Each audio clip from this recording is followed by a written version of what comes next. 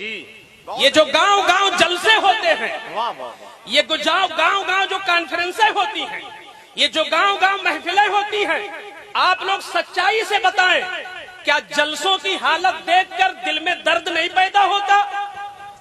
کیا افسوس نہیں ہوتا جلسوں کی حالتیں موجودہ کو دیکھ کر؟ کبھی کبھی ایسا ہوتا ہے کہ کڑھن پیدا ہوتی ہے، اور بعض لوگ اس طرح بغیر تیاری کے میک پر آ جاتے ہیں کہ وہ اسلام کو فروغ دینے کے بجائے اسلام کو بدنام کر دیتے ہیں۔ کیا بات،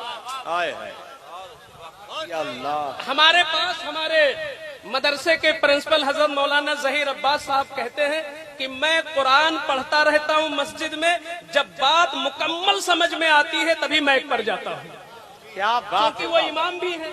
تو یہاں جو ائمہ کرام ہیں، میں ان کو پیغام دینا چاہتا ہوں، میں ان کو پیغام دینا چاہتا ہوں کہ آپ کو جو محفل ملتی ہے وہ علامہ مفتی حنیف القادری کو نہیں ملتی، ان کو تو شور ہنگامے والا مجمع ملتا ہے، یہ تو ان کا ہنر ہے کہ یہ سب کو سنبھال لیتے ہیں، مگر جو سنجیدہ دماغ اور جو سنجیدہ ماحول اماموں کو ملتا ہے وہ دوسروں کو نصیب نہیں ہوتا۔ بہت اچھا حضرت، بہت۔ مگر ہمارے ائمہ کرتے کیا ہے کہ جب 11 بجنے والا ہوا تو سوچتے ہیں کشف المحجوم مل جائے، احیاء العلوم مل جائے، فیضان سنت مل جائے، ایک واقعہ مل جائے، کام ہو گیا۔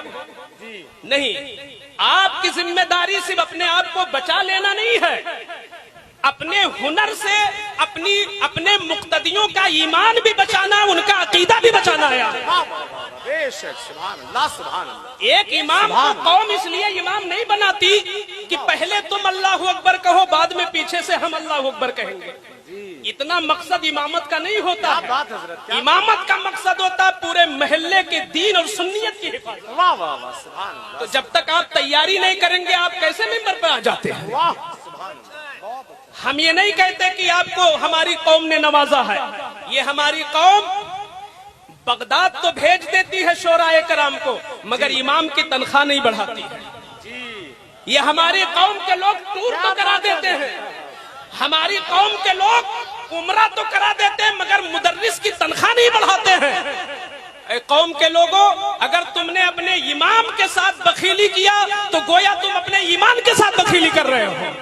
تمہارے ایمان کا محافظ ہے تمہارا امام، تمہارے عقیدے کا محافظ ہے تمہارا امام۔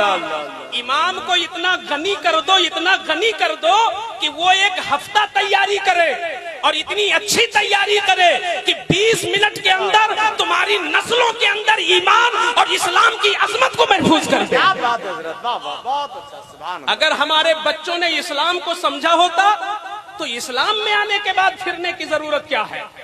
تو کہنے کا مطلب یہ ہے کہ ہمارے یہاں جو لوگ بیٹھے ہیں ان کا تعلق مسند سے ہے، ان کا تعلق منبر سے ہے، ان کا تعلق کرسیوں سے ہے۔ خدا را آپ صرف یہ نہ سمجھو کہ ہم نے مکمل کر دیا اپنا خطاب، ایک دن خدا کے یہاں جواب بھی ہمیں دینا ہوگا۔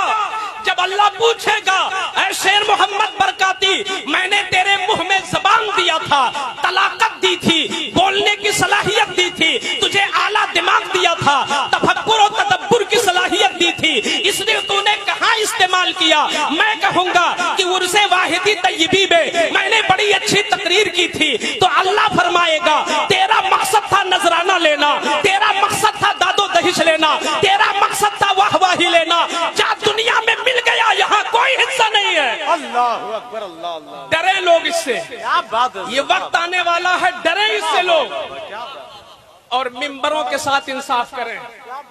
میں کہتا ہوں اسلام وہ مذہب ہے جو شادی میں فضول خرچی بھی نہیں برداشت کرتا تو جلسے میں بھی فضول خرچی برداشت نہیں کرتا۔ ایسا نہیں ہے کہ تم اسلام کو بلیک میل کرو، شادیوں میں فضول خرچی جہاں ناجائز، وہاں میں کہتا ہوں جلسوں میں بھی بیجا فضول خرچی کے لیے تم پکڑے جاؤ گے قیامت کے دن۔ میں کتنے جلسوں میں جاتا ہوں، میں سمجھاتا ہوں کہ 2 لاکھ کا جلسہ آپ کرتے ہو، اس جلسے کو 4 حصوں میں بانٹ کر 50,000 کا جلسہ 4 مرتبہ کرو اپنے گاؤں میں، تمہارے گاؤں میں رنگ آ جائے گا، انقلاب آ جائے گا انشاءاللہ۔ واہ واہ واہ، حضرت زندہ باد، زندہ باد، بہت اچھا، بہت اچھا، بہت اچھا۔ یہ 3 لاکھ اور 5 لاکھ کے جلسے کرنے کی ضرورت کیا تھی؟ जहां शादी में बहाना नाजायज, वहां कौम के पैसे को जलसे के नाम पर भी बहाना नाजायज होगा। आप जलसे को सस्ता करो, हल्का करो, नफा बख्श करो, हर्जा कम हो, खर्चा कम हो, नफा ज्यादा हो। हम जितने लोग यहाँ बैठे हैं, हम जाते हैं गांव में, लोग कहते हैं हजरत इस्लाहे मुआशरा पे बात करें, तो उनसे मैं कहता हूं तुम सुधर जाओ, हम सुधर जाए, यही बहुत बड़ा काम हो जाएगा।